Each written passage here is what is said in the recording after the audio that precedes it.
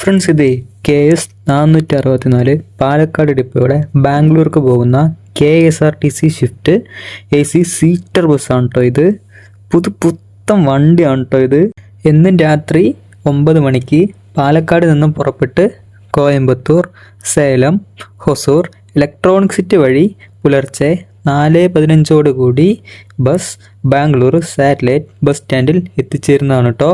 തിരിച്ച് രാത്രി 9:15 പുറപ്പെട്ട് പുലർച്ചെ 4:30 കൂടി ബസ് പാലക്കാട് എത്തിച്ചേരുന്നതാണ് കേട്ടോ.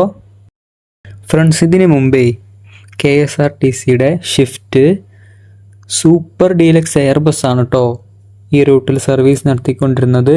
അത് റീപ്ലേസ് ചെയ്തിട്ടാണ് കേട്ടോ ഇപ്പോൾ ഈ പുതിയ AC സീറ്റർ വണ്ടി ഇറക്കിയിരിക്കുന്നത്. പാലക്കാട് നിന്ന് ബാംഗ്ലൂർക്ക് 900 രൂപയാണ് കേട്ടോ ടിക്കറ്റ് ചാർജ് വരുന്നത്. അപ്പോൾ ഇന്നത്തെ വീഡിയോ ഇത്രേ ഉള്ളൂ കേട്ടോ. ഇഷ്ടപ്പെട്ട് കഴിഞ്ഞാൽ പേജ് ഒന്ന് ഫോളോ ചെയ്യണേ.